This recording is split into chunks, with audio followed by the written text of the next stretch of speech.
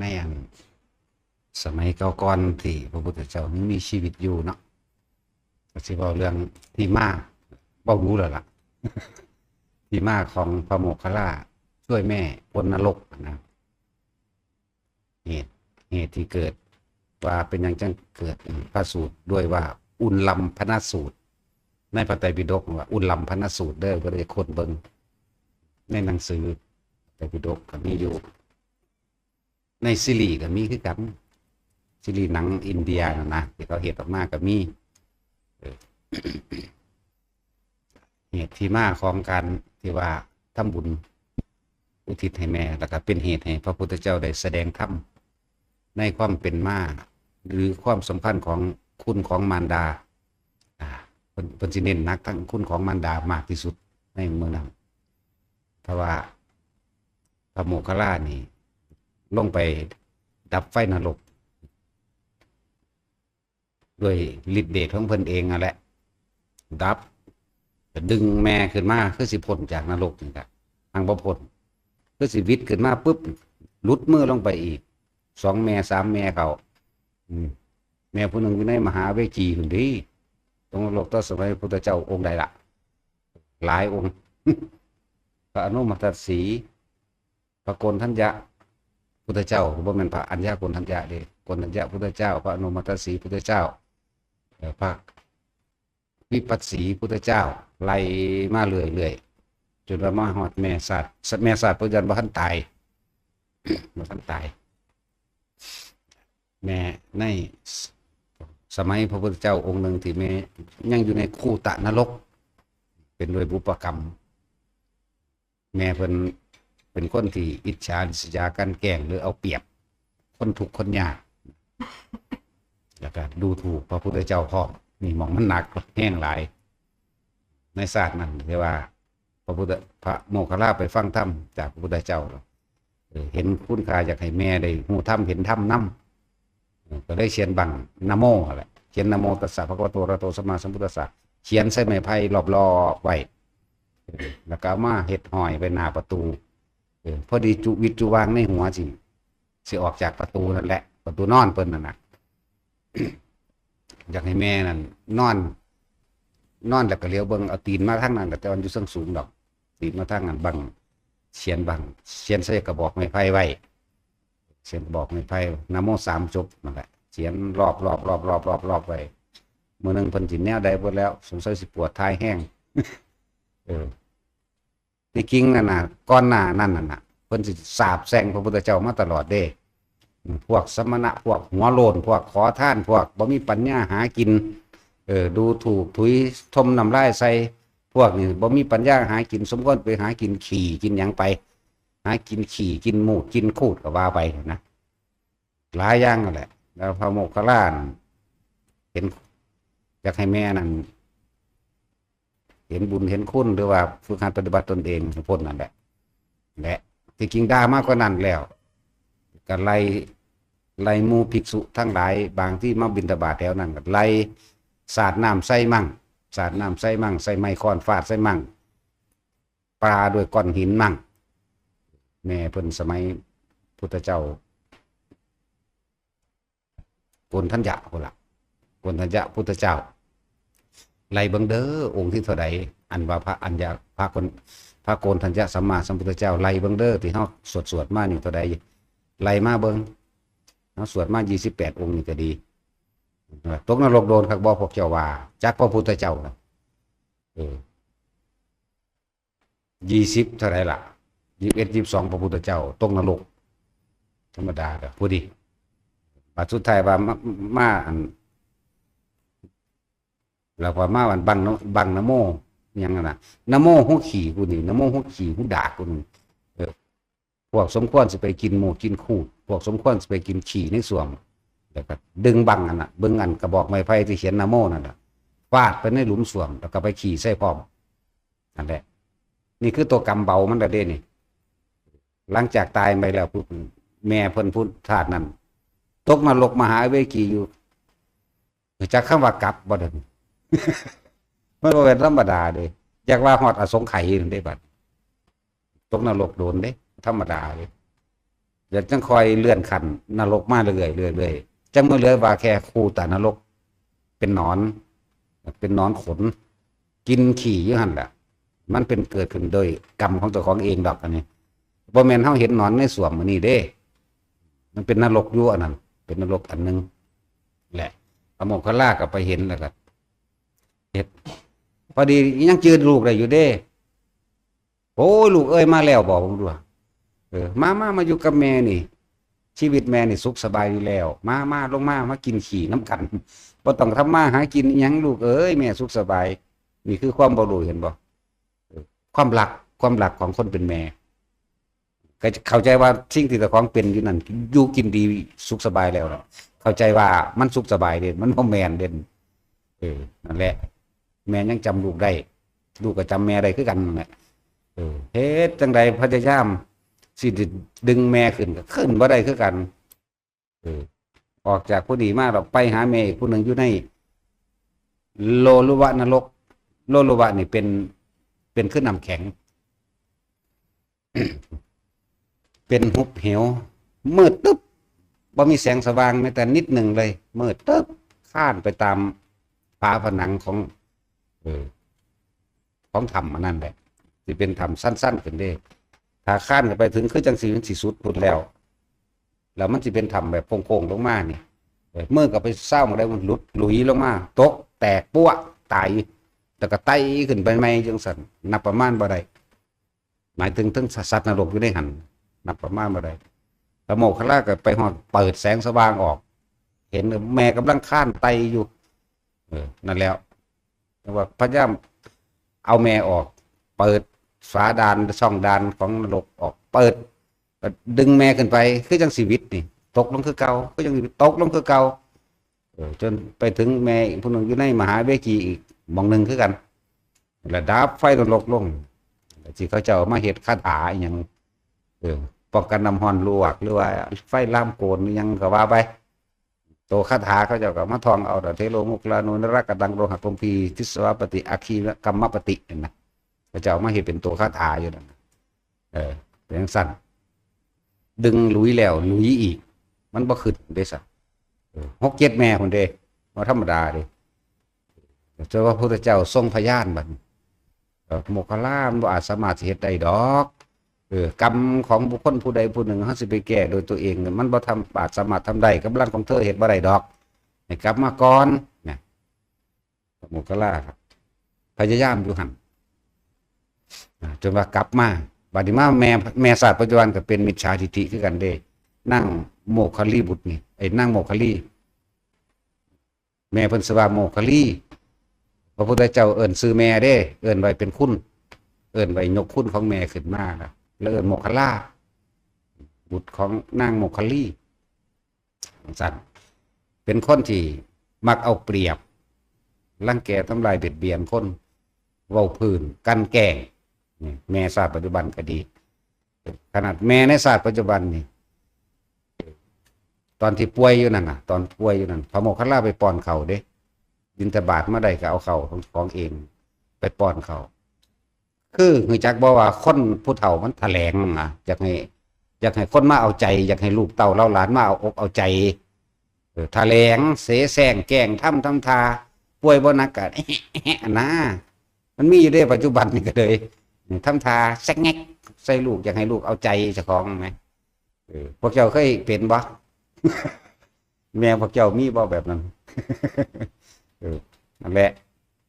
เวลาลูกป้อนเขาเนี่ยดีใจหัวเราะอาดแต่ว่าเพิ่นมองทะลุเข้าไปหัวใจไฟใหม่เห็นแม่นี่บุพกรรมของแม่นี่ศาสตร์นี้เด้แม่ศาสตร์ปัจจุบันนี่นะไฟใหม่ของหัวใจนี่หมายถึงแม่ผู้นี้ต้องตกนรกแน่นะนั่นแหละไปเมื่อใดก็เป็นไปเมื่อใดก็เป็นแม่ก็เที่ยวแถลงเสแสร้งแกล้งมันยาอยากให้ลูกมาเอาอกเอาใจเพราะว่าเพิ่นมีลูกผู้เดียวผู้นี้มีลูกผู้เดียวแหละประเด็นกับที่เพิ่นสั่งสมที่ไปเห็นแม่ตกนรกแม่เป็นในนรกหลักส่วนมากเมื่อหนึ่งมาทำสมาธิบ่อาจสามารถมีความเราร้อนกระวนกระวายบ่อาจทำถึงความสงบใดมันแปลกอยู่เด้พระอรหันต์บ่มีความสงบนะเขาก็ยังเงิดอยู่นะ นี่คือเรียกว่าอานุภาพบุญคุณของผู้เป็นมารดาเด้อมันเป็นของมันแต่ว่าบ่แม่นเราร้อนกังวลภายในใจแบบนั้นเข้าใจบ่นี่คือเฮาอันแต่สิเปรียบเทียบแล้วเพิ่นบ่ได้ทุกข์ทั้งในแบบลักษณะนั้นดอกคือเฮาฮ้อนร่างกายเฮานี่นะเฮ็ดจังได๋ก็บ่เย็นนี่แหมเปรียบเทียบคือว่ายังฮ้อนยังอบยังเอาอยู่เปิดพัดลมแล้วก็ยังฮ้อนอยู่นี่นะอาบน้ำแล้วก็ฮ้อนทั้งที่อาบน้ำอยู่นี่แหมเคยเป็นบ่ล่ะขนาดเฮาไปอาบน้ำแล้วก็ยังตอนรดน้ำจากๆนี่ก็ยังเย็นอยู่แต่ว่าวิดน้ำแล้วก็ยังเป็นฮ้อนๆเอาๆเพิ่นไปทำเพิ่นสินั่งสมาธิเพิ่นนั่นแหละแต่ว่าบ่อาจสามารถเฮ็ดให้กายสงบระงับในความเราร้อนได้นะเกิดความกระวนกระวายนั่นแหละพระพุทธเจ้าก็เลยมาบอกโมคคัลลาโดยกำลังลำพังของเธอเพียงผู้เดียวนี้บ่อาจสามารถที่ซอยให้มารดาของเธอขึ้นจากนรกได้ดอกโมคคัลลาเธอจงเตรียมแบบว่าเตรียมอาหารตลอด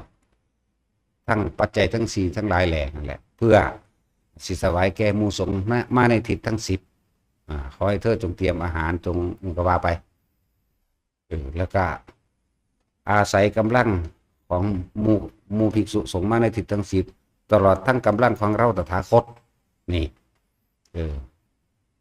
ให้เตรียมไว้ในวันมหาปวารณามหาปวารณาจุติจิตแห่งหมู่โพธิสัตว์คือวันจุติจิตของพระพุทธเจ้าเฮาเองในวันนั้นเพิ่นเลยเบาเท่าความขึ้นหลังให้ฟังในวันนั้นมหาปวารณาของโพธิสัตว์อันเคลื่อนที่จากสันดุสิตเทพสันดุสิตเข้าสู่คันธโพธรขั้นของมารดาในเมื่อนั้นสิมีเหตุการณ์เกิดขึ้นถึง32ประการคนตาบอดกลายเป็นคนตาดีคนหูหนวกก็กลายเป็นคนหูดีคนง่อยเปียเสียขาปัญญาอ่อนเกิดกลายเป็นคนปกติได้พวกที่เคยเป็นครูอริฆาศัตรูกันในเมื่อนั้นก็เกิดกลายเป็นหมู่พวกกันได้เป็นคนมีความรักความเมตตาซึ่งกันและกันได้ในเมื่อนั้นและนรกก็หยุดทำการพร้อมในเมื่อนั้นนรกหยุดทำการแต่เกิดเหตุการณ์ทะเลที่ล่มแรงมีคลื่นขึ้นสูงทะเลนั้นก็สงบเงียบได้อากาศที่ร้อนก็กลับกลายเป็นอากาศที่เย็นได้ลมที่พัดแรงก็สงบลงได้หน้าต่างเปิดเองดอกไม้บานและดอกไม้แม้นที่ทั้งที่ในฤดูและไม่ใช่ฤดูก็สามารถออกได้ในเมื่อนั้นออกดอกริบานขึ้นมาเสียงดนตรีอันเป็นที่ไพเราะเพราะพริ้งก็เกิดดังขึ้นเองในเมื่อนั้นจังหวะมันมี32ประการคนป่วยนี่หายเบิดป่วยหยังกระชังเพราะว่าจะเป็นโรคหูโรคดีโรคไตหายเบิด32อย่างในเมื่อนั้นก็ด้วยแห่งอานุภาพของพระโพธิสัตว์เจ้านั่นเองเพราะว่ามันเป็นวันมหาปวารณาที่ดวงตาแห่งโลกดวงตาแห่งจักรวาลจะเข้าสู่จุตินั่นแหละเข้าสู่ขั้นของพระมารดาเป็นเหตุบอกว่าจักรวาลจะถูกเปิดเผยความจริงจะถูกเปิดเผยอวิชชาจะถูกขจัดออกเสียสิ้นด้วยกำลังแห่งพุทธานุภาพหรืออานุภาพของพระโพธิสัตว์พุทธเจ้าองค์นี้นะแหละคุณต้องบอกโมคคัลลาเธอจึงเตรียมอาหารข้าวหวานตลอดทั้งปัจจัยทั้ง4ที่พวกเธอพ่อหาได้ในวันนั้นจึงว่า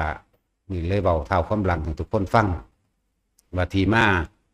ของวัน15 ค่ำเดือน7แล้วพระพุทธเจ้าที่เคลื่อนที่จากนั้น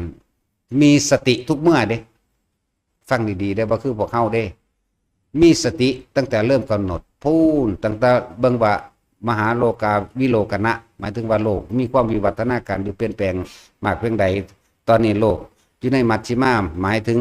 ว่ามัชฌิมานี่คือสามารถที่สอนได้มีคนสิบรรลุธรรมได้บ่ทั้ง3-4ก็ไล่ไปแล้วก็กำหนดเบิ่งอายุของมนุษย์เท่านี้กำหนดมารดากำหนดบิดากำหนดเมืองกำหนดหลายๆอย่างแต่กำหนดความพร้อมของผู้บารมีมั่งกำหนดความพร้อมของสหชาติผู้ที่เกิดร่วมกันมั่งกำหนดเบิ่งว่าสาวกทั้งหลายที่เคยทำบุญกรรมมารวมกันเคยทำบุญคำบาปมารวมกันตอนนี้มีความพร้อมหรือยังคุณดีเขาเจ้ารู้ไว้ล่วงหน้าเราได้ยังก็ดีนี่คือพระพุทธเจ้าก็แสดงเอาเองนั่นแหละ เขาก็จำได้บ่ทั้งเบิดดอกแต่ว่าเว้าเท่าความหลังให้ฟังจนก่อนที่แม่สิมีคันน่ะก็บ่ธรรมดาเด้ไปได้เป็นถือศีลพุ่นเด้กว่าสิมีลูกผู้นี้ได้พระเจ้าพ่อใหญ่สุโธทนะแล้วก็มีเมียหลายผู้ใดมีความเชื่อทั้งใดก็ไปขอผีสางนางไม้เทวดาตามความเชื่อตัวเองไปทำพิธีต่างๆเพื่อสิได้มีลูกเนี่ยคือพวกความเชื่อแต่ว่าพระนาง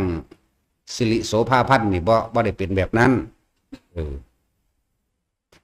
สิมีฤาษีอยู่ผู้หนึ่งอาชิตะฤาษีนั่นแหละหรือว่าการะเทวินดาบทนั่นแหละเพิ่นก็เข้าไปปรึกษาการะเทวินดาบทเด้แต่ว่าฤาษีผู้นั้นน่ะการะเทวินดาบทเรียกว่าให้เจ้านั่นสมาทานศีล8เด้อนะเฮ็ดอยู่จังซั่นถึง3เดือนพุ่นเด้เชื่อว่าสิได้มานอนนำกันสบายได้อันมามีลูกผู้เดียวนี่เข้าใจบ่ล่ะอสิตะหรือว่าการะเทวินดาบทนั่นล่ะขนาดนั้นเด้ถือศีลแล้วเพิ่นก็เบิ่งความพร้อมของแม่ความพร้อมของหลายๆอย่างจังจุติลงมาได้เด้แล้วการจุติมีสติตั้งแต่อยู่ที่ดุสิตพุ่นเคลื่อนเข้าสู่คันพระมารดาก็มีสติตลอดแม้นนั่งอยู่ในพระคันของมารดานั่งโดยท่าสมาธิเด้บ่ได้นั่งกอดก็จอคือเฮาเด้พวกเฮาสินั่งจักว่าเคยนั่งย่องๆเอาหัวเอาลงกอดไว้บ่พวกเฮาสิเป็นจังซี่คนธรรมดานั่นแหละแล้วเพิ่นก็อยู่ในพระคันตั้งแต่เริ่มจุติลงไปถึง11เดือนเต็มมันแหละหมายถึงจุตินับเอาตัวในท้องพร้อมเด้บ่แม่นอยู่ในท้อง11เดือนแบบนั้นนะหมายถึงจุติพร้อมเลยนะนั่นแหละ11เดือนจึงเอิ้นว่า15ค่ำเดือน7แต่เฮาไล่ย้อนหลังขึ้นมาแต่ว่า15ค่ำเดือน6นี่จึงเป็นวันวิสาขปุณณมีแม่นบ่เป็นวันประสูติออกจากท้องแม่ตรัสรู้และปรินิพพานนี่ก็ต่างหากเด้แต่ว่านั่นเป็นวันมหาปรารณายิ่งใหญ่มากนี่ว่าแหละนี่จังว่า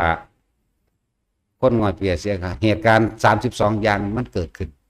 โดยอำนาจแห่งพุทธานุภาพในวันมหาปราหมายถึงเบิ่นอธิษฐานจิตอธิษฐานบุญของเบิ่นเองที่เพิ่นสั่งสมมาเท่าไหร่บักหลายเอาสงไขหมดละไป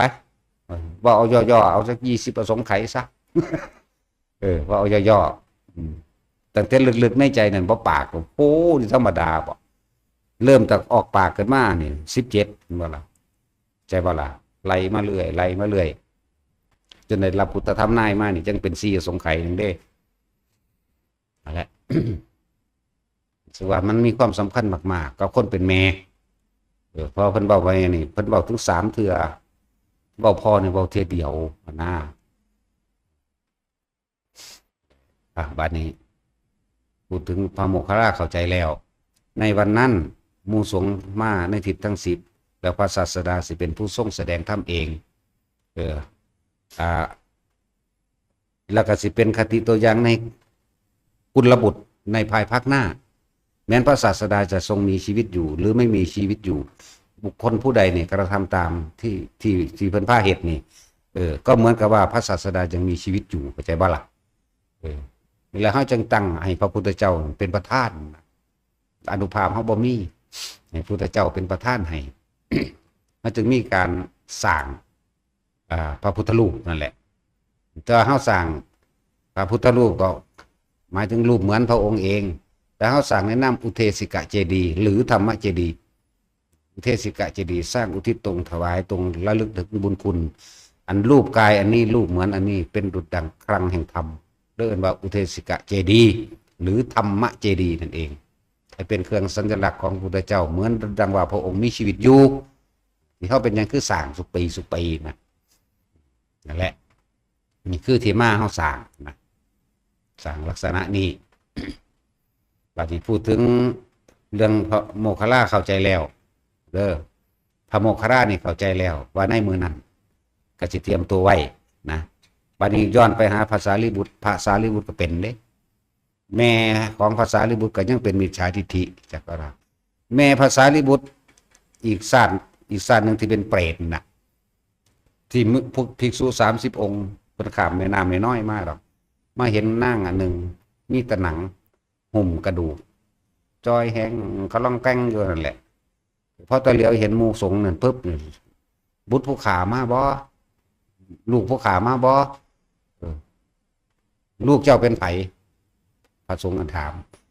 พระธรรมเสนาบดีนี่เด้หรือว่าเป็นนั่นนี่บ่แมนดอกนางสาลีนั่นน่ะยังอยู่เมืองนารันท่าพุ่นบ่ทันได้ตายบ่แมนบ่ไล่ลงไปบ่แมนอัตภาพนี้ว่าซั่นอัตภาพที่เท่าใดในอัตภาพที่100ปาดโตธรรมดาบ่ก็เป็นแม่มาใน100ศาสตร์ที่แล้วเข้าใจบ่จังซั่นแหละมีความปรารถนายังต้องการยังหิวบ่ได้กินหิวอ้าวกระสันกะนอนลงสิไปตักน้ำมาเทใส่ปากให้ท่านก็เอาบาทเพิ่นเนาะตักเอาน้ำในแม่น้ำเทลงเบิด30 บาทอิ่มหรือยังแล้วก็อย่าว่าแต่อิ่มเลยพระพุทธเจ้าเอ๋ยล่วงลงในลำคอแม่แค่หยาดฝนเม็ดเดียวบ่มีเลยว่าซั่นเพิ่นก็ยังความสลดใจกับหนีไปเลยแล้วจังไปเว้าให้ภาษาลิบุตรฟังภาษาลิบุตรก็มาโดยฤทธิ์เด้จักว่ามาโดยฤทธิ์เด้นั่นน่ะวึบมาคือกันบ่แม่นได้ว่าเพิ่นบ่มีเพิ่นก็มาฮอดก็เห็นทั้งนี้ก็โอ้ยแลนคุบเข้าใส่ลูกบ่ล่ะเอาแม่หิวหลายเฮ็ดจังได๋น้อสิได้กินอาหารก็เตรียมมาแค่อันเดอาหารในเอาบาทให้ทกปั๊บมันห่อนจักว่าล่ะมื้อนี่ทกปั๊บตลอดเลยทั้งที่อาหารอยู่ในหันขนาดอานุภาพภาษาลิบุตรก็ดีธรรมดาบ่พอถ้าสิใกล้บาททกปั๊บมันห่อนเฮาก็ลองเอามือใส่ไฟลองเบิ่งติท่านแดงๆนั่นแหละรอบร่องก็ทกปั๊บคือกันนั่นแหละจังซั่นแต่นี่มันเป็นอาหารมันเลียวเห็นแล้วเป็นอาหารเดมื้อสิไปกินนั่นนะคนมันหิวแม่นบ่มันก็ฟ้าวเอาโลดแล้วพอตอนสิตกปั๊บโลดนั่นแหละก็เลยเปลี่ยนใหม่ก็เอาเที่ยวเอาบาทไปตักน้ำมาเทใส่ปากแม่ก็ถามเพื่อกันนั่นแหละพ่อต้นใดบ่ความกระวนกระวายดับคลายลงหรือยังอันแม่เอ้ยนะบอกอย่าว่าต่างๆกระวนกระวายได้ลูกเอ้ยอย่าว่าต่างๆหลวงลำคอแม้แต่เม็ดฝนหนึ่งก็บ่มีนั่นแหละจังความสลดใจคือกันเพิ่นก็กลับไปหลายอยู่เด้ชื่อว่าไร อันที่ว่าเพิ่นนำหาแม่เพิ่นคือกันหลายอยู่นั่นแหละแต่ว่าตัวนี้มันเด่นกว่าก็เลยยกตัวนี้มาเว้าให้ฟังตัวนี้หมายถึงเรื่องของภาษาลิบุตรกับแม่ที่เป็นเปรตเนี่ยเด่นกว่าหุ่นมีฮอดเปรตชิ้นเนื้อธรรมดาบ่เปรตชิ้นเนื้อเคยเป็นแม่ภาษาลิบุตร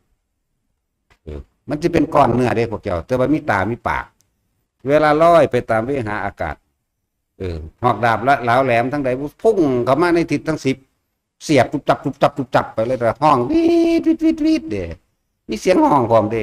วีดเด้ห้องแสบแก้วหูเฮาก็เคยหูยินนะเลยเว้าให้ฟังละเอียดแน่ วีดเด้ว่าธรรมดาดิมันหลอกเลียนเสียงบ่ได้หรอกบ่เป็นมันโพดมันธรรมดาสั่นนี่อีกผู้นึงในสุดท้ายแหละก็มาคุยกันนั่นแหละบอก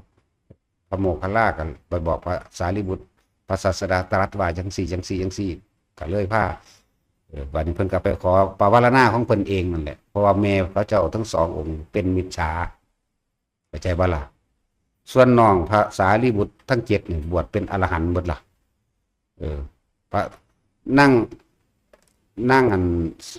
สาลีพระมณีนี่มีลูก7 คนมีหลานอีก3เหลือผู้เดียวอานันทะผู้เดียวเป็นหลานน้อยกว่าหมู่นั่นบวชเป็นอรหันต์เบิดแม้น้องไส้หล่าเลวตะพระเลวตะตอนที่ว่าให้มาแต่งงานกันตอนเด็กน้อย7 ขวบนี่แหละทำท่าปวดท้องปวดท้ายนั่นแล้วจำอีกแล้วพระสารีบุตรบอกว่าเฮานี่เป็นพ่อถ้าเห็นน้องไส้มาปุ๊บให้บวชให้ทันทีนะเดี๋ยวนี้บอกเท่าคำหลังเล็กน้อยนั่นแหละ ถึงวัน15 ค่ำเดือน7นั่นแหละหมู่สงฆ์ก็มาในทิศทั้ง10ก็ว่ากันไปพระโมคคัลลากับภาษาลิบุตรเทเป็นคติตัวอย่างไว้ก็ไปขอให้ปวารณาผู้ถวายตัวอุปถากว่าจากได้หยังขอพระพุทธเจ้าถึงขอได้เลยนะเพิ่นก็ให้เฮ็ดกุฏิให้4 หลังตะกี้กับกุฏิธรรมดานี่แหละเอาใหม่มาสั้นกันใส่ใบตองกรุงใบตองเลี้ยง เฮ็ดเป็นที่มุงอย่างดีกว่าละมุงบังใส่ไม้ไผ่สอดขึ้นเป็นที่เหลือก็ปูโดยใบไม้ให้เขาแล้วก็นี่ก็จัดเตรียมโดยที่อยู่อาศัยผ้าอาหารผ้าและอาหารต่างๆครบนั่นแหละในปัจจัย4นั่นแหละที่อยู่อาศัยก็คือกุฏิเวลาเป็นวิหารละท่านนั่นอาหารเครื่องนุ่งห่มยาสิไปขอในมื้อนั้นบัดนี้ในมื้อนั้นคือพระพุทธเจ้าแสดงธรรมแล้วคนที่เขามาจังหันในมื้อนั้นแน่ก็มีอยู่แต่ว่าบ่ทันได้หลายเข้าใจบ่มีอยู่ยังบ่เข้าใจยังบ่ทันได้เข้าใจคักปานใดแต่ผู้เข้าใจมากๆคักๆเลยนี่คือพระโมคคัลลากับสารีบุตรเข้าใจมากตอนนั้นกับพระพุทธเจ้ามีชีวิตอยู่แม่นบ่ล่ะคนที่เขามานั่นก็บ่ฮู้ดอกว่าสิมาถวายท่านอุทิศบาปเพื่อหยังแต่ว่าเหมือนกับว่าเป็นวันปกติพุทธเจ้าก็เลยแสดงธรรมจักรแสดงอนัตตลกนาสูตรแสดงอธิปริยยสูตรแล้วก็อานิสงส์ของภาวนาเลื่อนว่าแสดงโดยอนุภูพิกถาท่านศีลแล้วก็ว่าด้วยแสดงธรรมพร้อมเราเรื่องของท่านเราเรื่องของศีลเฮาเรียกว่าแสดงธรรมแล้วก็มาแสดงธรรมจักรนี่อนัตตลกนสูตรนี่อธิตปริยยสูตรนี่และปฏิจจสมุปบาทตอนนั้นคนกับบรรลุธรรมไปหลายอยู่เลยในสมัยนั้นและที่สำคัญคือเขาเจ้าสิอุทิศบุญให้มารดบิดานี่เว้าอยู่เทศครั้งที่4แต่เว้า3ครั้งแรกนั้นเว้าจะเฉพาะว่ามารดาเลยนะแล้วเฮามีหลักฐานได้สำนั้นแต่ว่าผู้ใดอยากหาหลักฐานในหันหลักฐานในพระไตรปิฎกไปหาเอาเองเด้อเฮาก็ลืมแล้วล่ะ แต่ว่าก็อ่านอยู่ตลอดแต่มันอยู่เล่มใดจื้อบ่ได้ อย่างสั้นคุณว่าผู้ใดกระทำบุญตัวนี้ให้ทานแต่ว่าเน้นย้ำในเด้อคนเสมอมันให้ทานโดยการแลกของหรือว่าหวังผลในทานนี่จิตผูกพันในผลแห่งทานในความปรารถนาอยากได้และอยากเป็นตัวนี้สิอุทิศบุญบ่ออกเด้อชื่อไว้ดีๆในเด้อไผก็ดีมันอุทิศบ่ไตดอกตัณหาคือยังเหนียวติดตังแต่เป็นความเสน่หาหรือเป็นห่วงว่าตัวเองจะไม่ได้ไม่ดีไม่มีไม่เป็นในบางอย่างที่ปรารถนาว่าอาจสามารถสิอุทิศผลทานบุญทานตัวนี้ออกได้อุทิศบ่ได้อุทิศไปถ้าปากแต่ว่าของจริงบ่ไปเด้อจำไว้ดีๆนะไผก็ดีอะไรจริงๆเฮาจึงให้ความเห็นแทรกเข้ามาจักหน่อยว่าอย่าขออย่าแลกมันบ่ไปหาพ่อหาแม่ในเมื่อนั้นสวาสินนรกหยุดทำการเบิดทุกสัดส่วนของนรกมีเท่าใดหยุดเบิดในเมื่อนั้นนะแล้วเขาสิแล่นซ่านสะหาขอส่วนบุญจากญาติของเจ้าของเองใจบ่ล่ะมันมีโอกาสเดียวในเมื่อนั้นนะในแจ้งเห็นลายมือถึงมืดบ่เห็นลายมือตะกี้บ่มีเวลาว่าเท่านั้นโมงเท่านี้โมงเด้บ่ได้มีได้มีแต่มืดกับแจ้งเด้อมันมีแต่มืดกับแจ้งเท่านั้นเด้บ่มีได้บ่าย2บ่าย3มีแต่โดยการประมาณเอามีแต่เอิ้นว่ายาม1จังซี่เป็นจังซั่นเด้หรือปัจฉิมยามจังซี่นะจังซั่นมัชชิมยามปัจฉิมยามจังซี่นะลักษณะนั้นเด้ซุมื้อนี้มันมีเวลาแต่ว่าเฮาถือเอาโบราณเฮาถือเอาแบบสมัยเก่าโลดคือบิณฑบาตนี่แหละแจ้งเห็นลายมือเด้เฮาจังไปบ่แม่นตี 4ตี 5มื้อตึ๊บอยู่ก็ไปเฮาบ่ไปได้แนวนั้นนั่นแหละ จังว่าทุกคนเตรียมของที่ตัวเองมีนั่นแหละแล้วก็เมื่อเฮาสิมาถวายอาหารก่อนเมื่อถวายอาหารแล้วพร้อมทั้งบริวารของใส่อันเป็นปัจจัย4นั่นแหละอาหารที่1อยู่แล้วยารักษาโรคทั้งห้องตลอดทั้งที่อยู่อาศัยผู้ใดมีอันใดก็เอานั่นแหละเด้อบ่ได้จำกัดบ่ได้เน้นว่าเอานั่นเอานี่ดอกแล้วแต่จากว่าล่ะอาหารที่1อยู่แล้วและในมือนั่นก็ถวายอาหารแล้วของบริวารแล้วเฮาสิรวมกันสวดมนต์นี่เป็นสัญลักษณ์ว่าเปรียบดูดังว่าพระพุทธเจ้าแสดงธรรม สมัยตะกี้เพิ่นแสดงธรรมก็คือเฮาสวดมนต์นี่แหละเข้าใจบ่คือเฮาสวดธรรมจักรนี่แหละภาษาเพิ่นว่าจังซั่นตะกี้พระได้ว่าเอวเมดอกนี่แต่ว่าดูก่อนภิกษุทั้งหลายโลดพวกเธอทั้งหลายจงอย่าเข้าใกล้ในสองสิ่งอันเป็นของหยาบอันเป็นของต่ำนะหิโนคัมโมนั่นนะจากว่าอันเป็นของปุถุชนชาวบ้านพวกเธออย่าเข้าไปสุดโต่งทั้งสองส่วนนั้นนี่คือภาษาเฮาแต่ว่าถ้าเวมีพิกเวอันตาปะพะชิเตนะนาเสวิตพายโยจังกาเมสุกามาสุขาริกานิโกหิโนคัมโมโปตุชนิโกอนาริโยนาติสังหิโตนี่คือภาษาเพิ่นแต่เฮาจะว่าดูก่อนภิกษุทั้งหลายนี่นะภาษาเฮาอันนี้แปลเอาอ่านเบิ่งในหั่นแปลให้แล้วสวดมนต์แล้วเฮาสิรวมกันอุทิศบุญจากว่าอุทิศขอผลทานบุญกุศลกรรมดีสำหรับผู้ที่มาในงานขอผลทานบุญกุศลกรรมดีที่ข้าพเจ้ากระทำมาแล้วตั้งแต่อดีตจนถึงปัจจุบันณขณะนี้จงถึงแด่มารดาบิดาของข้าพเจ้าเนี่ยเฮาสิว่าสำนีสะก่อนจักพอย่ามมื้อแลงเฮาจังสิสรรพสัตว์เฮาเน้นอีพ่ออีแม่สะก่อนมารดาบิดาของข้าพเจ้าขอมารดาบิดาข้าพเจ้าได้รับสมบูรณ์และจงมีความสุขเถิดสาธุนะลักษณะนี้นั่นแหละเฮาสิว่าสำนีส่วนตอนย่ามมื้อแลงเนี่ยเฮาสิจังเยเกกิปานะภูตติดอกนั้นหมายถึงทั่วไปเลยบัดนี้สำหรับสรรพสัตว์ทั่วไปถ้าสิเฮ็ดเทียเดียวก็เฮ็ดได้อยู่ดอกก็บ่แน่อาจจะเฮ็ดเทียเดียวในทั้งเช้าทั้งแลงเลยต่อกันโลดต่อกันเลยก็ได้เพราะว่ายังล่ะในมื้อนั้นก็คือว่านรกมันก็ปิดแล้วนรกก็ปิดแล้วพวกสัมภเวสีหรือต่างๆนานาน่ะมันก็อาจสามารถเอาบุญได้แบบญาติๆนะแบบญาติแต่ว่าเฮาสิเน้นพ่อแม่แล้วก็คนที่เคยเป็นแม่เพิ่นเว้าเน้นว่าแม่ซะในเจ็ดชั่วโคตรแม้จะตกนรกอยู่นะพวกสวรรค์ก็ต่างหากเด้อพรหมโลกก็ต่างหากหรือผู้ไปนิพพานแล้วก็แล้วไปเด้พ่อแม่เฮานั่นนะ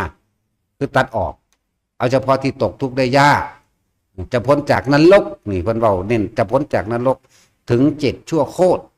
จะบ่ล่ะนั่นแหละสิพ้นถึง7ชั่วโคตรว่าใน7ชั่วโคตรนั่นใน7ชาติที่คือเฮาเคยเกิดเป็นทางเทื่อเฮาเกิดเป็นลูกหมาก็มีเด้ใน7ชั่วชาติใจว่าลูกงัวก็มีลูกไก่ก็มีบัดมาลูกคนก็มีจักว่าล่ะแบงสั้นพวกที่ตกนรกอยู่แล้วนี่ขึ้นไปเลยใน7ชั่วโคตรที่เหลือก็จะดันปรึ้งขึ้นมาใหม่จังนับใหม่เข้าใจว่าล่ะแต่ถ้ามีโอกาสแก้ไขตนเองบ่มีหยังสิบุญหยังสิใหญ่สมบุญคุณของบิดามารดาบ่มีดอกบ่มีนี่เห็นบ่มันหาประมาณบ่ได้พุทธเจ้าก็ยกไว้คือกันเด้ว่ามารดาบิดานี่หาประมาณบ่ได้กุศลราศีอันยิ่งใหญ่ที่สุดอีหยังก็คือในสมัยการศาสตร์ใดที่บ่มีพุทธเจ้าเกิดขึ้นบุญอันใดใหญ่กว่าบุญพ่อแม่นี่ล่ะแม้นพุทธเจ้าสิเกิดขึ้นก็สร้างบุญพ่อแม่คือเก่าใหญ่คือเก่าบุคคลที่หาได้ยากคือบุคคลกตัญญูเนี่ยบุคคลถึงยังนกขึ้นมาอยู่โดยเฉพาะพระโมคคัลลากับภาษาลิบุตรเป็นบุคคลกตัญญูเด้ภาษาลิบุตรนี่กตัญญูเบิดอยู่แนวแหละธรรมดาเพิ่นก็เลยยก2พระองค์นี่ขึ้นมาเป็นตัวอย่างให้พวกเฮาไปตามอยากลื้อฟื้นตัวนี้ขึ้นมาแน่นะบ่ค่อยมีไผเว้าอาจจะเป็นช่องว่างให้เฮาเป็นผู้เว้าก็ได้ให้เฮาเทศก็แปลว่าบอกนั่นแหละเอามาเว้าสืบต่อกันนั่นแหละเทศก็เลยแต่ว่าสิพาเฮ็ดสิเฮ็ดไปเรื่อยๆจนเฮาตายพุ่นล่ะจริงๆเฮาก็แอบเฮ็ดของเฮามาตลอดเด้จากว่าเฮาแต่รู้เรื่องมาแต่เป็นเน้นหน่อยพุ่นแอบเฮ็ดมาตลอดถึงหมู่สงฆ์องค์เจ้านั่นก็สร้างของเฮาบริสุทธิ์ต่างหากก็แอบมาเฮ็ดตลอดที่เฮามีมือนี่แหละก็เป็นบุญคุณของมารดาบิดานี่จักบ่ล่ะไปทางใดก็สร้างบ่เคยอึดอยู่อึดกินไปทางใดก็สร้างมีแต่คนหักคนสร้างหน่อยๆนึงดอกคนอิจฉาบ่แม่นคนสร้างคนอิจฉาคนหักหลายกว่านั่นแหละเป็นดุจดังว่ามารดาบิดารักลูกจักบ่ความตัวนั้นมันตีกลับมาหาเฮาเองดอกนั่นแหละสิพาเฮ็ดจะแม้นเฮาสิกำหนดไว้ว่าเฮาสิอุทิศบุญให้เฉพาะมารดาและบิดาบางที่เหตุการณ์จริงอาจจะเป็นไปทั้งเบิดเลยก็ได้นะเพราะสิ่งใดสิ่งหนึ่งตั้งขึ้นไว้เกิดขึ้นก็มีไม่เกิดขึ้นก็มีเพราะเฮาอาศัยปัจจุบันแม่นขาดคะเนไว้จังซี่แล้ว บาตรทำจริงๆอีกแบบหนึ่งก็มีเด้คือเขาตั้งไว้ว่ากูสิเทศเรื่องนี้ก็น่านคนละโลกกันเลยก็ยังเทศเป็นเฮาใหม่เลยก็ยังมีแล้วแต่มันสิเป็นซักแต่ว่ามื้อนั้นลืมบ่ได้คือกันใน15ค่ำเดือน7เป็นหยังคือมีการสร้างพระพุทธรูปบัดนี้ก็เพราะว่าสิเป็นองค์แทนให้มารดาบิดาของเฮานั่นน่ะเกิดเป็นคนที่มีรูปร่างสมบูรณ์แบบครบอาการ32บ่เป็นโรคบ่เป็นง่อยบ่เป็นเปียบ่เป็นหยังสักอย่างนั่นแหละหนึ่งแล้วเป็นหยังคือมีทรงจักรพรรดิพร้อมเพราะอานุภาพแห่งจักรพรรดิสิปกป้องคุ้มครองพ่อแม่เฮาอีกใช่ว่าล่ะคือไปทางใดคนก็สิย่านเกรงขามบ่กล้าทำลายหยังแล้วมันสิมีความสะท้านหวั่นไหวในหั่นแหละเพราะจักรพรรดินี่ก็เป็นตัวแทนว่าเป็นที่ใหญ่ที่สุดของโลกทั้ง4พร้อมจังหนึ่งและเป็นหยังเฮามีการสวดมนต์ก็คือคำสอนพระพุทธเจ้าเพื่อจะเป็นแนวทางหรือให้แสงสว่างแห่งปัญญาผู้ที่เป็นมารดาบิดาในการศาสตร์ต่อไปเพิ่นก็ฟังธรรมเข้าใจบ่ล่ะฟังแล้วอ๋อเดินตามทางนี้นำตามทางนี้นี่แหละก็จึงว่าเน้นพุทธรูปเฮาก็สร้างสร้างเพื่อที่เป็นอุเทศิกะเจดีย์ระลึกถึงบุญคุณของพระพุทธเจ้าก็แม่นแล้วก็เป็นองค์แทนว่าพุทธเจ้าได้เป็นผู้เทศเข้าใจว่าล่ะเป็นผู้บอกเป็นผู้สอนนี่แล้วก็ในการสวดมนต์นี่คือบอกทาง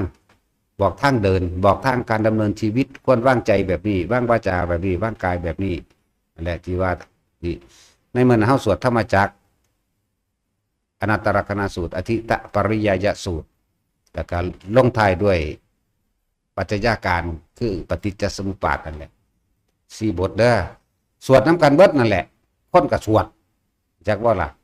สวดน้ำกันเลยผู้ใดสวดบ่ได้ก็นั่งนิ่งๆจับจุดนั้นร่มเลยคนที่จับจุดนั้นร่มได้แล้วนั่งนิ่งๆมันเป็นคนทรงฌานอยู่แล้วนะผู้มีอุปนิสัยสิเห็นก็เห็นผู้บ่เห็นก็เกิดความรู้สึกเองดอกวืบขึ้นรถดอกนั่นแหละพิสูจน์เอาเองในตนเองขึ้นอยู่กับเจ้าของเองนะจังว่าพาเหตุแบบนี้ในปีหนึ่งมีเท่าเดียวนั่นแหละพอวัดเฮาบ่ได้จัดงานอีหยังบ่ได้จัดงานหยังเด้แต่ว่าบุญอุทิศบุญบ่แม่นงานแต่ว่าเป็นการทำบุญอุทิศหามารดาบิดาบ่แม่นสิเป็นงานลื่นเริงบันเทิงบ่มีนะที่สถานที่ของเฮานี่หรือปีใหม่จังซี่เฮาก็สิมีแค่ผ้าป่าโบราณอนุรักษ์ของเก่าไว้แน่ผ้าป่าโบราณจังซี่พุ่นเอาไม้เอาบ่แม่นเอาอันผ้านี่ไปพาดไว้น้ำป่าอีหลีแล้วพระก็เข้าไปอันบางสกุลเอานั่นแหละจังซั่นส่วนกฐินเอาไว้สักก่อนอีกจัก2 ปี 3 ปีก่อนกฐินนั่นแล้วจะพาเฮ็ดกฐินแท้ๆบ่แม่นกฐินผีบ้าคือซุมื้อนี้กฐินอ้างกันกฐินอวดกันกฐินแบบมีเจ้าภาพมีประธานมีรองประธานมีกรรมการบ่แม่นทุกคนสิเป็นเจ้าภาพกฐินได้เบิดทุกคนแม้ภาพเพียงแค่ฝ่ามือเข้าใจบ่มาโลดสิพาเฮ็ดดอกแต่ว่าบ่ทันได้เฮ็ดเดี๋ยวนี้อดเอาสะก่อนทันบ่ตายอันความตายนี่มันบ่แน่นอนเด้ตายเดี๋ยวนี้ก็ได้เด้แม่นบ่ล่ะแล้วก็บ่ได้เลือกว่าปีหน้าปีฮื้อเด้แล้วก็บ่ได้เลือกว่าเด็กน้อยหรือผู้เฒ่าเด้ตายได้ทุกขณะความตายของมีอยู่แล้วในทุกขณะนั่นแหละนี่คือเว้าเรื่องที่มาของอุลัมพนสูตรหรือวันจุติจิตแห่งพระโพธิสัตว์เฮาแต่ว่าในภัตตรกัปนี้ในพระพุทธเจ้ากะกุสันโธพระกัสสโปพระโกนาแล้วก็พระพุทธโคดมเฮานี่และพระศรีอริยะก็ดำเนินเหมือนกันดำเนินเหมือนกันเป็นแบบเดียวกันเด้อพุทธวงศ์ก็เป็นแบบเดียวกันนั่นแหละอันอื่นๆบ่เว้าไปว่าเพิ่นสิเป็นแบบนี้บ่หั่นนะหมายถึงว่าพาเหตุแบบนี้แล้วผู้ใดอยากตอบบุญแทนคุณของมารดาที่มีมาแล้วในอดีตแม้นจนถึงปัจจุบันก็ช่างเฮ็ดโลดพากันเฮ็ดทำตามนี้แล้วก็ให้ทุกคนนั้นคิดถึงคุณบ่มีบุญยังสิยิ่งใหญ่ซ้ำอันนี้อีกดอกนะอันนี้แหละแล้วก็เมื่อพ่อกับแม่เฮาได้รับบุญกุศลนี้แล้วเขาจะมีกำลังหมายถึงมีกำลังแต่ถ้าเป็นมีเงินก็เอาเงินให้ลูกได้นะถ้ามีของก็เอาของลูกได้ถ้ามีอิทธิฤทธิ์อิทธิเดชจังสิก็ซอยปกป้องคุ้มครองเฮาได้คือกันนั่นนะ โดยอานุภาพของเพิ่นเองแหละเป็นจังซั่นนี่แหละหลายๆอย่างมันเว้าบ่เบิดดอกมันมีหลายกว่านี้อยู่บัดมันสิคิดว่าออกมันก็บ่ออกเออแต่ว่าทุกปีเฮาเฮ็ดอานุภาพการสร้างพระพุทธรูปเทศิกะเจดีย์นี่ไปเฮ็ดให้พ่อแม่เฮานั่นมีรูปร่างกายที่สมบูรณ์แข็งแรงส่วนสิรอบ่รอก็ขึ้นอยู่กับใจเขาเจ้าดอกว่าให้รอสำเฮาดอกเนาะจังซั่นแหละจังซั่นส่วนนั้นทางด้านสติปัญญาเฮาก็สวดมนต์นี่แหละหนังสือธรรมะเฮาก็สร้างหนังสือธรรมะแผ่นดินธรณีแห่งสงฆ์จะไว้แต่สงเคราะห์ทั้งหมู่ภิกษุสงฆ์ทั้งหมู่คณะทั้งหลายผู้อยากเข้ามาปฏิบัติธรรมเกินธรณีสงเคราะห์บุคคลทั่วไปเบิดนั่นแหละเป็นดินก็สร้างถนนหนทางก็สร้างปลูกต้นไม้ก็ปลูกขุดบ่อน้ำบาดาลจากบ่อเหล่านี้นะ1 2 3 4 5บ่อพุ่นต้องปลูกต้นไม้รักษาต้นไม้ของอยู่ของกินมีเบิดนั่นแหละช่วยเหลือคนทุกข์คนยากคนเจ็บคนป่วยแล้วก็ผู้ด้อยโอกาสคือจังเฮาเฮ็ดมานั่นแหละผู้ด้อยโอกาสนี่กลุ่มใหญ่แน่ก็คือโรงเรียนราชประชานุเคราะห์แหละกลุ่มใหญ่แน่นี่แหละจังซั่นคือเงินของทุกคนที่มานี่เพราะว่าเอาดอกจะไปหยัง ก็เลยเอามาให้เฮ็ดเป็นประโยชน์เพื่อเป็นคติตัวอย่างให้กับทุกคนเบิ่งนี่แหละจังซั่นก็ยานพาหนะคือจังรถบิณฑบาตจังซี่นะยานพาหนะเดินบ่แม่นตักแค่เกิบจากว่าเกิบกระสางย่านพาหนะใหญ่นี่กระสางมันบ่ล่ะมันก็ครบเบิดแล้วเด้นี่จักสิเอาหยังอีกเนาะแต่ว่าแสงสว่างทางไฟก็เฮ็ดอยู่ตลอดไหมกุฏิวิหารน้ำไหลไฟสว่างต้นหมอกต้นไม้ถนนและหนทางต่างๆครบสูตรเบิดล่ะหนังสือธรรมะก็แจกเทศก็เทศด่าก็ด่าสั่นแล้วมันครบแล้วเพราะผู้ว่าสิเฮ็ดไปจังใดอีกยังแต่ว่าสิตีนกวาดเขานิพพานเท่านั้นเด้ถ้ามันเฮ็ดได้ก็เฮ็ดคือกันอันนี้ก็เลยโอ้ยกูสิเป็นศูนย์กูสิกวาดเขานั้นเบิดตัวปีกันนาเนาะมันศูนย์คือยังเด้เวลาเข้าใจบ่ได้นี่ซึ่งลึงนะเฮ็ดเป็นหรือยังก็ซึ่งลึงโอ้ยน่ะกูอยากตีนกวาดเขานิพพานได้จังว่าได้ซั่นเอาอีหลีนั่นแล้วคือจังพวกเขามานี่แหมบ่จักทีบจักแดนยังเตรียมน้ำมาหยาดเนาะเตรียมสิขอเลขขอหวยเตรียมหยังอุ้ยจังสิมาเฮ็ดน้ำมูกน้ำมนต์นี่หยังบอกให้ไปโตนต้องสระผมก็บ่ไปโตนพอดีกำลังขังตอนนี้คุณเอเล่อยู่จะล้างออกเด้อโตนอกโลกนั่นแหละถ้าผู้หนึ่งมาเน้นว่าให้เฮ็ดจังสี่สิเป็นจังซั่นนี่โอ้ยยังไปเว้าเรื่องไร้สาระอยู่มันเป็นตะศูนย์บ่ซั่นมันเป็นตะตีนกวาดเขานิพพานบ่ซั่นเนาะทำบุญให้พอได้อยู่บ่ไปพอจะเป็นจังไดแล้วดีจังไดมาหาหลักไก่คนอยู่บ่ซั่นนั้นกินเหล้าเมาด่านั่นบ่เคยเข้าวัดเข้าว่ามีแต่อยู่ในนรกเหรอมันก็วางสิโดดเด้บาดเฮาสิว่าเด้เอามาเตรียมตัวเด้อถ้ารับเอาซั่นโอ้ยเขาบ่ให้พรได้โลดแล้วจังซั่นเด้พรก็คือนี่เด้สอนอยู่นี่พรก็ดีนี่แหละให้พรคือสอนนี่เด้ไปเฮ็ดเอาเองจักบ่ล่ะแหละจังซั่นแหละมันเป็นตะศูนย์บ่พวกเจ้าผู้หนึ่งเน้นว่าบ่ให้กลับมาเกิดผู้หนึ่งยังอยากรวยอยู่เฮ็ดจังได๋สิได้เกิดเป็นผัวเป็นเมียกันอีกนี่แล้วโอ้อีห่ามึงก็หล่นแล้วบัดนี้ มึงบ่ฟังกูเลยบ่กูเทศเรื่องใดวะเป็นนักสันอีหลีเด้อีห่ามึงโลดเด้บาดนี้ ผู้หนึ่งสอนอันหนึ่งผู้หนึ่งสิไปเกิดเป็นผัวเป็นเมียเฮ็ดจังได๋สิได้มาเกิดเป็นลูกเป็นพ่อเป็นแม่กันอีกเฮ้ยมันจะศูนย์บ่สั่นสิว่าเอ้ยกูสิตีนถีบเขานิพพานได้บ่อีนี่บ่ มันเฮ็ดได้ก็เฮ็ดอีหลีได้ล่ะถีบเขาเลยอีหลีแต่นี่มันเฮ็ดบ่ได้มันได้แต่จากหัวได้ได้อีห่ามึงนี่แต่มึงบ่จักหยัง เดือดโตนมันแล้วอยากตีนกวาดมันเดือดตนตีนกวาดก็มีเด้เนาะเดือดตนตัวอยากถีบเขานิพพานเนาะตัดสินมันจะแปลกอยู่ได้เฮากันเลยศูนย์ในคนนึงอะไรจะถีบเขานิพพานบ่นะ ตีนกวาดเขามันศูนย์ได้นั่น มึงบ่ฟังกูเลยบ่มาทางใดแม่นบ่สั่นยังมาเว้าอีหยังบุฝันไว้จังสั่นสิเป็นหยังจิบ่แม่โอ้ยเนาะถ้ากูเห็นคนเดี๋ยวนี้อยู่กูจังว่าบ่มีอยู่เสือมาเว้าเรื่องฝันกูฟังคนละโลกกันบ่สั่นศูนย์ตัวบัดนี่ศูนย์เอ้ยกูอยากปีนทางมันเข้านิพพานเด้สั่นตัวบัดนี่แล้วทางใดทางอีหลีเด้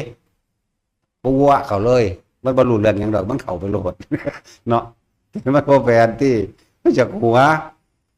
นั่นแหละจังสั่นเด็ดตนมันนั่นแหละบ่มีหยังหลัก ในมือนั้นทุกคนไผสิแต่ไผสิมารวมก็มาแต่ผู้บ่มารวมโดยการโอนเงินเข้ามาก็โอนมาเงินเป็นเครื่องแรกของปัจจัย4เด้อเฮาบ่รับเงินและทองดอกแต่เฮาอยากรับเห็ดรับของต่างดาวพร้อมแต่มันมีราคาสูงนะได้ขายได้กูขายแมงเบิดบ่สะอ่อนดอกมันซื้อขี้ดินขี้ดอนไว้คนอยู่ยังมีโครงการต่อไปเด้เฮ็ดโรงพยาบาลน้อยๆไว้พุ่นเด้ให้แท็กซี่มาเป็นหมออยู่นี่เมียแท็กซี่เป็นหมอใหญ่แต่ว่าแท็กซี่สิหมอใหญ่บ่ได้มันต้องฟังพ่อเมียมันอันนั้นมาแม่อ้ายมึงแล่นมึงรูปเลยบ่ได้เด้นั่นแหละใหญ่สิจักว่าเอ้าแม่ทัพสิจักว่าล่ะแม่ทัพมันไผสั่นบ่มีผู้ใดว่าพอทัพเด้เนาะแม่ทัพภาคโลดผู้ใดขึ้นก็เลยพ่อทัพนี่บ่มีบ่ซั่นเอิ้นว่าแม่ใหญ่บ่แม่นี่ใหญ่เด้เนาะแล้วบุญคุณของแม่เขาเจ้าเลยเอาแม่อันนี้บ่แม่นเว้าเล่นนี่ว่าจริงๆเด้บุญคุณของแม่นี่ห่วงลูกคักก็พอเด้พอนี่แล้วแต่เด้เนาะกูฟาดไปเรื่อยเด้เนาะจักไว้สิท้องบ่ท้องกูบ่สนเลยบางหันแต่ว่าแม่นี่ว่าแต่มันอยู่ในท้องห่วงตลอดเลยแต่เขาเจ้าเลยว่าแม่ทัพเพราะว่าแม่ทัพนี่เป็นคนที่ห่วงประเทศชาตินี่เว้าความจริงอันนึงเด้นี่ที่มาของคำว่าแม่ทัพเด้นี่ไปถลบทั้งใดก็สร้างพุ่นมันมีแต่สมัยโบราณมาแล้วแม่ทัพนั่นแม่ทัพนี่โลดเด้แม่ทัพกองแม่ทัพหยังอ่ะนะบ่มีพ่อทัพตั้งแต่พ่อทัพมันแหละเขาเอาแม่ทัพเป็นว่าตัดสินสั่นไปที่มาของคำว่าแม่ทัพคือกันแม่นี่สิห่วงลูกคือละเอียดทุกอย่างจุกจิกในความละเอียดเป็นห่วงย่านตั้งแต่ลูกบ่ได้อยู่ดีกินดีย่านลำพึงลำพันอยู่หั่นเด้นั่นแหละเขาเจ้าเลยแม่ทัพเอาแม่ทัพขึ้นก่อนอย่างสั่นแม่ทัพภาคนั่นแม่ทัพภาคนี่แม่ทัพยังสูงสุดยังกะว่าไปหรือว่ามีอยู่บ่องคำว่าพอทัพมีบ่ผู้ได้เป็นทหารไว้ยังค่อนเป็นทหารพ่อทัพภาคนี่จะบอกมีนะเนาะมีแต่แม่ทัพภาคที่1แม่ทัพภาคที่2นั่นแหละพูดถึงไล่เท่าความหลังที่มาของคำว่าบุญคุณมารดาเด้อหาที่สุดหาที่ประมาณบ่ได้บ่มีหยังสิกว้างใหญ่ขนาดนี้จังซั่นนะพุทธเจ้าเฮานั่นตอนที่เพิ่นขึ้นไปใส่ค่าน้ำนมของแม่เพิ่นก็เลือกเอาอภิธรรมพุ่นเด้เฮ็ดจังได๋น้ออันใดน้อสิคุ้มค่ากับค่าน้ำนมแม่แน่ขนาดเพิ่นเกิดกับแม่เพิ่นแค่7มื้อนึงเด้นั่นมื้อที่8แม่เพิ่นตายเด้ที่พวกเฮาหลังจากอันประสูติตรัสรู้ปณิพพานนี่นั่นแล้วต่อมาอีก7มื้อน่ะวันอัฏฐปุณณมีนั่นคนบ่เข้าใจความหมายแท้จริงเด้คนว่าศีล8มันแปลว่าจังซั่นความหมายมันจริงๆน่ะเป็นวันที่มารดาอัฏฐปุณณนี่อัฏฐานี่ผู้มีคุณอันมหาศาลยิ่งใหญ่เรียกว่าอัฏฐปุณณนี่หลังจากคลอดพระศาสดามาได้8วันบุคคลผู้มีบุญมหาศาลนี่เนี่ยผู้มีคุณอันสูงสุดนี่นะได้ตายในมือนั่นจากบ่ล่ะนี่ตั้งหากตัวลึกมันน่ะพวกเขาบอกจากความลึกล้ำมันแม่นบ่มีผู้ใดเว้าบ่มีผู้ใดอธิบายแม่เพิ่นตายเกิดมาได้7 มื้อแม่เพิ่นก็สวรรคตพระราชาบ่ค่อยตายเด้สวรรคตพระก็บ่ตายมีแต่มรณะมีแต่คนเท่านั้นตายเนาะตัดสินสั่นได้ความหมายเพิ่นออกมาเนี่ยพอ แม่พระพุทธเจ้านี่สิมีเฉพาะพระพุทธเจ้าผู้เดียวเท่านั้นสิมีผู้อื่นสำรองอีกบ่ได้ใจว่าล่ะเพิ่นก็เลยต้องสิ้นชีวิตนั่งสิริโสภาเด้บ่แม่นสิริมหามายาพระพุทธเจ้าเทศเรื่องแม่เพิ่นเองนั่นแหละว่าแม่นี่ยึดดีติดดีหลงไหลในความดีอันความดีหลอกลวงทำให้เกิดเที่ยวเวียนว่ายตายเกิดเพิ่นเลยเอิ้นสิริมหามายาสิรินี่เป็นประเสริฐสูงสุดเป็นอหยังที่ประเสริฐเป็นความดีที่ประเสริฐสูงสุดคักแล้วก็เลยหลงกลของความประเสริฐอันแหละยึดติดในความประเสริฐความดีนั่นแหละเอิ้นสิริมหามายาพวกเขาเลยได้เอิ้นมาตลอดดีสิริโสภาพันธ์นวดีรู้จักบ่ล่ะเป็นผู้มีรูปร่างกายสวยงามอันซื่อแท้ๆเพิ่นนั่นน่ะอันนี้ก็บ่มีไผเทศเหลือช่องว่างให้เฮาเทศก็บ่รู้ล่ะก็เทศอยู่นี่แหละเรื่องสั้นสิริโสภาพันธ์นวดีแต่ว่าพระพุทธเจ้าเขาเอิ้นสิริมหามายาเครื่องเทศแทนคานำนมของเพิ่นก็คืออภิธรรมเจ็ดเห็นบ่พูนไล่ไปเบิ่งที่ล่ะพระธาตุคาถาพระภกุลาบัญญัติก็ไล่ไปแล้วแสมหาสติปัฏฐานไล่ไปนั่นแหละเพิ่นบ่ได้เทศอยู่โลกมนุษย์เทศกันเดียวเทียเดียวเท่านั้นเทศอยู่ในสวรรค์สันดุสิตบ่แม่นเป็นดาวดึงส์บ่ผิดก็บ่ไม่ได้ตัวเนาะผู้จอบมันจอบอยู่เด้ผู้ก็เว้าไหมก็เว้าผิดก็เว้าถูกก็ได้ตัวบัดนี้จังซั่นแหละ คนก็เลยบ่ได้แตกฉานบางคนพระอรหันต์ก็บ่เข้าใจกันแล้วกันเว้ามันขาดโลดเนาะบ่แตกฉานกันแล้วกันนามีพระปุณณะแต่งไว้ยังพอได้เข้าโค้งให้เฮาได้สืบเท่าหาอยู่พระปุณณะเด้คนแต่งไว้จักว่าล่ะหลายปุณณะคือหยังนี่ พระปุณณะนี่ก็เคยถกเถียงกัน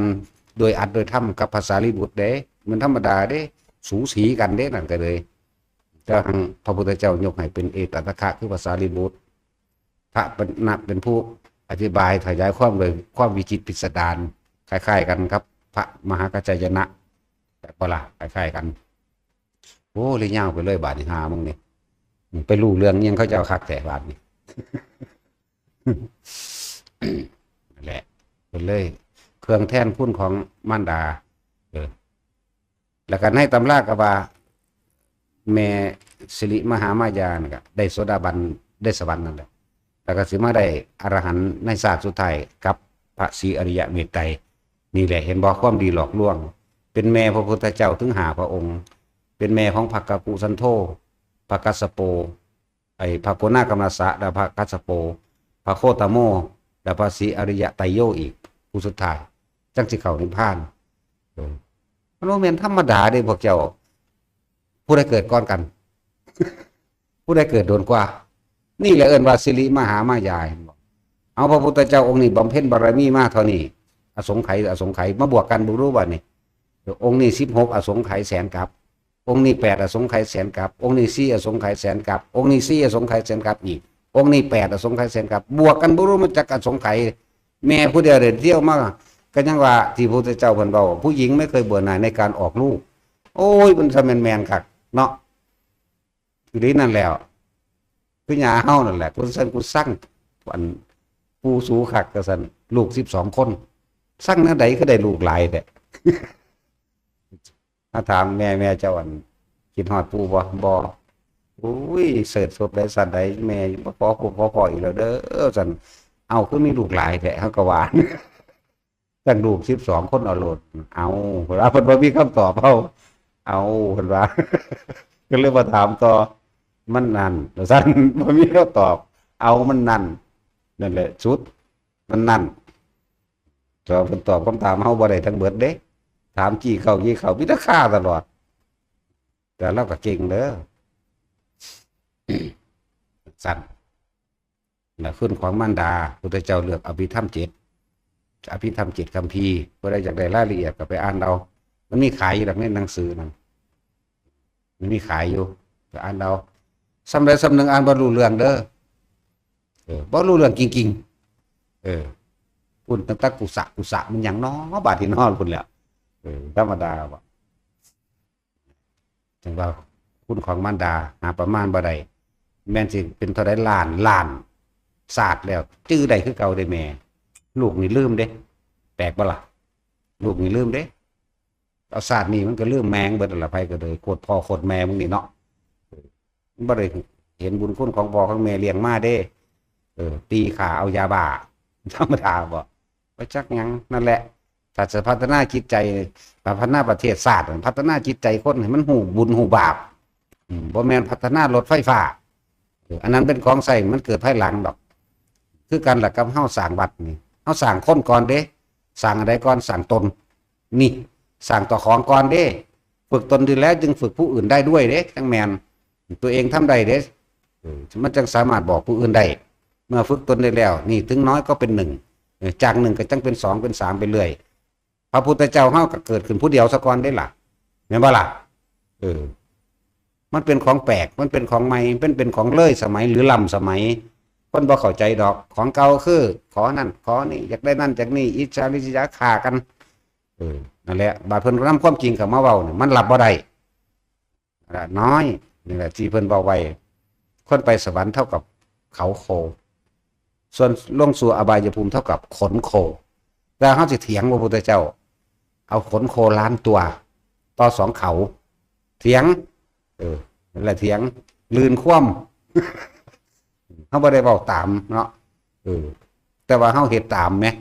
เขาก็เห็นอยู่ไหมจังสั้นเลยแล้วสั้นสิยังพุทธสิกขีปัทโมบอกสิกขีแปลว่าเป็นพยานเป็นสักขีพยานในการตรัสรู้ของพุทธเจ้าพร้อมที่เขาเดินตามได้รู้ได้เห็นตามเข้าใจบ่ล่ะจังสั้นได้ที่เขาในความหมายเขา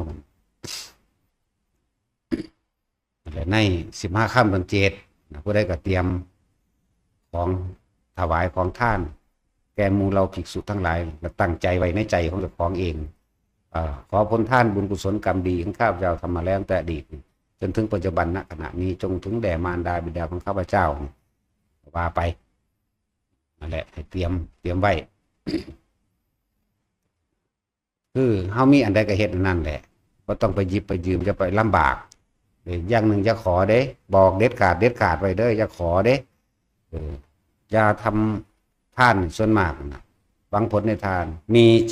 จิตคือคิดลำพึงลำพันในผลแห่งท่านบากูสิได้ตามที่กูขอว่านอนมันเลยบ่เป็นบุญมันเป็นอกุศลไปแล้วเป็นเล่าร้อนกังวลยังเป็นเจ้าของท่านอยู่ยังไปอยากกินของเก่าอยู่นี่ไหมยังเป็นทางสั้นมันเลยบ่ไปหยุดเข้าใจว่าล่ะผู้ใดฟังอยู่นี่ก็เลยแม่ขอกับว่าได้ดอกแต่ของเห็ดเอางอกอยู่ก็เลยเนาะนักสั่นตัวแหละทุกคนเตรียมของเอาไว้ตามนั่นแหละสั่งบัดครบทุกอย่างเราจักสิเอิ้นบัดสั่งอีกยังก็สั่งโลกใหม่แผ่นดินเฮาก็สั่งดอกเนาะอย่าลืมว่าเฮานี่อยู่ในประเภทสิ่งใดที่ได้มาเพราะผู้อื่นสิ่งนั้นเป็นดุจดั่งของยิงเข้ามาถ้าหากว่าเขาทวงถามว่าได้มาด้วยเหตุอันใดจึงเป็นที่น่าระอายใจที่สุดเด้สำหรับเฮาอยู่แผ่นดินผู้อื่นเฮาบ่ปรารถนาเด้เนี่ยการสร้างมาจังสิก็เลยเฮาสร้างมาโดยลำพังการสั่งสมบารมีแห่งตนนั่นแหละจึงเป็นที่ภาคภูมิใจแห่งเราและนักปราชญ์เจ้าทั้งหลายย่อมสรรเสริญเด้เฮาจึงบอกว่าเฮาสร้างมาโดยลำพังตนเองนะมันเป็นที่ภูมิใจบ่ล่ะผู้ใดสิเว้าหยังให้เฮาได้ซั่นแม่นบ่ล่ะฝึกตนดีแล้วนี่จังฝึกผู้อื่นได้ด้วยสร้างตนดีแล้วฐานะมั่นคงแห่งตนดีแล้วโดยวัตถุนี่จึงให้ผู้อื่นอาศัยได้ด้วยเด้บัดจังสี่เด้แต่เฮาบ่ได้ไปเกาะไผมาดังอีกต่างหากเด้เฮาดังเอาเองเพราะว่ามันอยู่ในหูดังเฮา เข้าใจว่าแยกว่ามันอยู่ในนี่แหมภายในพานก็ในหูดังนี่แหมพระอรหันต์ก็ในหูดังนี่แหมผู้ใดจะหนีออกจากหูดังก็พ้นล่ะเข้าใจว่าล่ะว่าอาณาปานะสติเป็นผู้มีสติรู้อยู่ระลึกอยู่รู้กับลมเข้าลมออกนี่ไหมจำระงับดับอารมณ์นั้นได้ด้วยจึงเรียกว่าอาณาแต่ที่ว่าตัวเต็มนะนักบาลีทั้งหลายฟังอามาจากอารมณ์จะว่าล่ะนามาจากจิตใจที่ใคร่ควรในอารมณ์แห่งความรู้สึกทั้งหลายจงเป็นผู้มีสติจดจ่อดูความรู้สึกแห่งตนเถิดเด้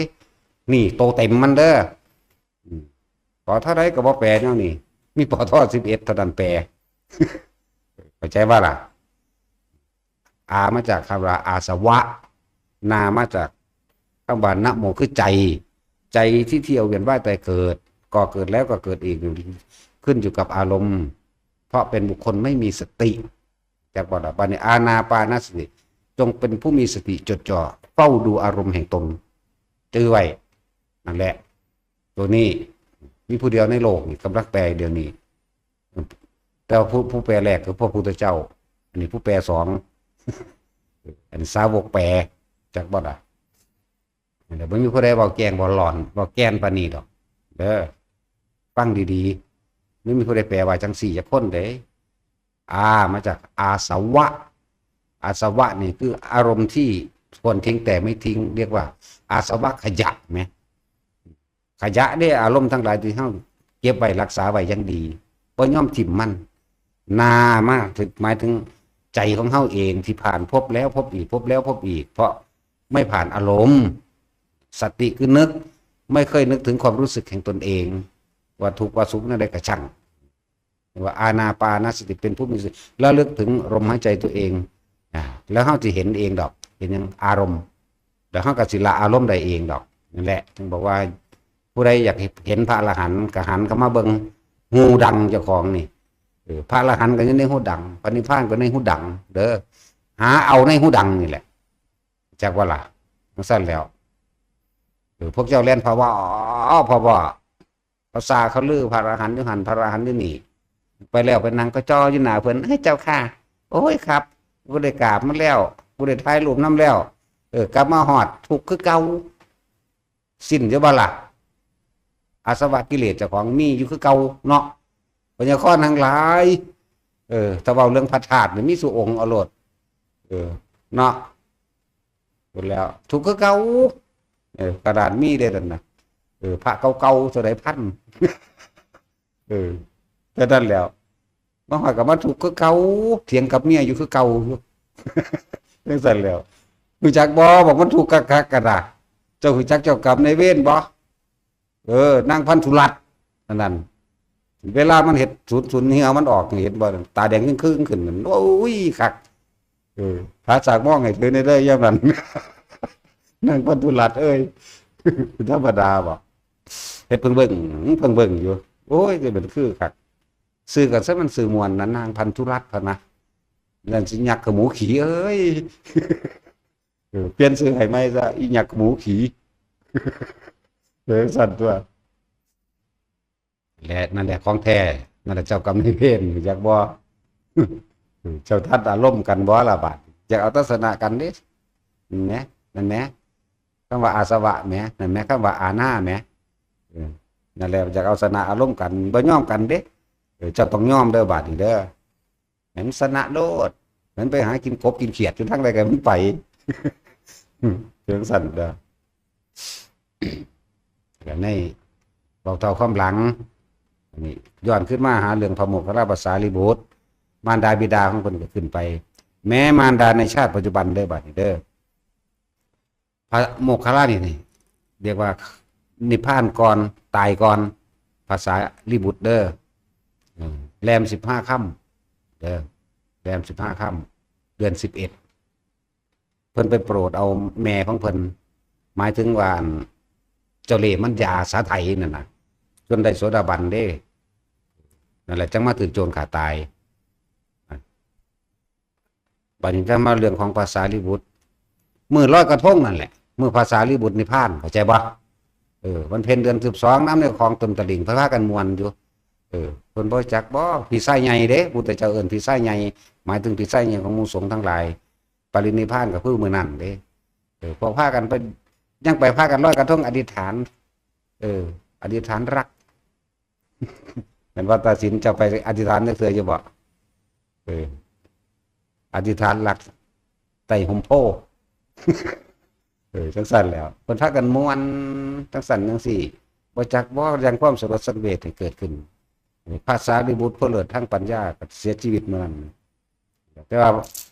ถ้าสิเว้าเรื่องเพิ่นว่ามันลึกซึ้งคือหยังนี่เด้เรื่องภาษาลิบุตรนั่นน่ะ มือเพิ่นสิตายนั่นน่ะเพิ่นฮู้จักว่าอีก7 มื้อสิตายเขาไปล่าพุทธเจ้าพุทธเจ้าบอกสารีบุตรเธอจงแสดงธรรมแสดงฤทธิ์คักๆน่ะแสดงธรรมก็เลยเบิดทุกอย่างมีเท่าใดงัดออกมาให้เบิดแม้พระโมคคัลลาก็คือกันวุ่นเอาตีนกายทั้งนั้นเอาหัวหนุนทั้งนี้จับค่ำดวงอาทิตย์ดวงจันทร์โดยฝ่ามือมีเบิดพระสารีบุตรก็เฮ็ดคือกันเด้แสดงธรรมแล้วก็แสดงธรรมให้หมู่น้องๆฟังเบิดแล้วเรียบร้อยพุทธเจ้ายืนอยู่ที่ซ่านนอกซ่านคันธกุฎีบอกง่ายๆตัวสอดซ่านแสดงธรรมเรียบร้อยก้มลงกราบเรียกว่าชั่วลำตาลสะก่อนถึง7 ครั้งกราบพระพุทธเจ้านั่นสันลงกราบทุกท่านยืนพนมมือนี่ถอยหลังออกจนกว่าสิพ้นวัดอันเชตวันธรรมดาถอยหลังออกหมู่พระหมู่นั้นให้น้ำสะแซวเด้เพิ่นไปกับบริวารเพิ่น100-500 องค์จนลิบตาเด้ลิบตาปั๊บก้มลงกราบอีกทีนึงจังหันหลังให้ธรรมดาเด้เรื่องของภาษาลีบุตรจังหันหลังให้วัดเวรุวันธรรมดาบ่จังไปพูนหาแม่ส่วนมีหลานผู้หนึ่งลูกนั่งอีหยังล่ะปุณณมีอีหยังนี่แหละหมายถึงน้องลูกน้องของภาษาลีบุตรได้ลูกเขาก่อนจังไปบวชก็มีน้องสาวเพิ่นนั่นน่ะนั่งปุณณมีอีหยังนี่แหละที่เหลือหลานอยู่ผู้เดียวนั่นแล่นไปบอกยาบอกแม่ไงว่าหลวงลุงมาสั่นท่านก็ดีใจขึ้นอายุยืนเด้อโอ้ลูกกูสิมาบวชมาศึกออกบาดเท่าเนาะเห็นบ่มัวเสือกูหูดียังว่ายังเข้าใจว่าลูกสิมาศึกอยู่เด้บอกแล้วตัวว่าหาเอาลูกเอาเมียจังสั่นจังสี่มีผู้ใดมาสืบสมบัติคนนั้นนี่ดีใจนางหลานก็บอกหลวงลุงมาแล้วแล้วก็แปลนไปหาหลวงลุงเพิ่นก็บอกจัดห้องไว้แน่จัง500แบบสิพักมันนั้นเรียบร้อยแล้วนั่นแหละจังคอยเริ่มแสดงฤทธิ์ของเพิ่นเองจริงๆก็เป็นฤทธิ์ของเทวดาเป็นเทวตานุภาพดอกคืออย่างเวลาเท่านี้เทวทูตทั้ง4จังสิเท่าตาราทะเท่านั้นเท่านี้ก็มาเยี่ยมแสงสว่างจ้ามาเท่านี้เวลามือไม้เท่านี้เวลาเท่านี้จังสิพระอินทร์มาพระพรหมมานั่นแหละเพิ่นจังแสดงทำให้แม่เพิ่นกับบรรลุโสดาบันเห็นบ่ล่ะพอตะบรรลุโสดาบันแล้วก็ยังมาตำหนิลูกอยู่เด้ตะกี้คือบ่บอกแม่ว่าจังสี่บ่ฮักแม่บอกว่าซั่นแล้วบอกว่าท่านแม่ออกไปซะออกไปเดี๋ยวนี้ไล่ออกได้บัดนี้ตรงนี้ไปซะเดี๋ยวนี้เพิ่นนั่งเบิ่งอยู่ไกลๆเพิ่นก็หากเลือดหากยางของเพิ่นออกล่ะเพิ่นป่วยเว้ยจังซั่นได้แล้วสุดท้ายก็เข้าสู่นิพพานได้เฮาบ่ให้มันซึ้งซื่อๆมันสิให้จักว่าล่ะขนาดว่าจังซี่มันก็มีผู้ให้อยู่เด้ก็แล้วนี่คือผู้ที่พระพุทธเจ้ายกย่องว่าเป็นผู้เลิศทั้งกตัญญูอีกผู้หนึ่งเด้ภาษาลีบุตรนี่บ่กตัญญูแนวใดเพิ่นบรรลุธรรมเป็นโสดาบันผู้แรกใครเป็นสอนผู้ใดเป็นครูเพิ่นเอาจักสิมู้จักอยู่บ่กับพระอัสสชินั่นแหละเป็นผู้สอนพระอัสสชิสิไปอยู่ในทิศใดก็สร้างเพิ่นจะเอาหัวไปทั้งทิศนั้นหัวเพิ่นนั่นน่ะเปรียบเสมือนว่าเป็นที่ร่องพระบาทพระตีนนั่นแหละมันบ่เคยก้าวไกลนั่นเด้พุทธเจ้าอยู่ทางใดก็เอาไว้ก่อนต่างหากพุทธเจ้าอยู่ฝั่งทิศตะวันตกก็สร้างพระอาทิตย์ตะวันออกเพิ่นเอาหัวไปทางพุ่นแต่ว่าได้แม่นว่าบ่เคารพเด้เพิ่นเคารพครูบาอาจารย์เพิ่นเห็นบ่ล่ะขนาดนั้นเด้แหละจังซั่นเรื่องราวเป็นผู้ยอดกตัญญูพระอาสชิบั้นปลายชีวิตจนหลงลืมหมายถึงสติแบบโลกลืมคือกันเด้เฮาเคยแก้เรื่องหลวงปู่แสงอยู่ได้มีคนมาถามบ่แม่นเป็นบ้าเด้จักบ่ล่ะร่างกายมันเป็นของมันจังซี่เอามันไปนั่งไว้ห่มไม้นี่เพิ่นก็เก็บก้อนหินเทิ่นกันเก็บไม้เก็บฟืนเทิ่นกันแล้วก็ลงน้ำไปเลยเด้นั่นแหละดึงขึ้นมาเอาขึ้นมาไว้นี่แหละเขาเจ้าจะดูแลครูบาอาจารย์เขาเจ้าธรรมดาแต่ว่าถ้านิมนต์ว่าขอพระคุณเจ้าแสดงธรรมเถิดเนี่ยไหลปัวเลยอริยสัจสี่นี่ไหลปฏิจจสมุปบาทไหลเลยเปี้ยงเลยเด้บอกปันไปเห็นนะกูก็เลยนะเอาสมทาน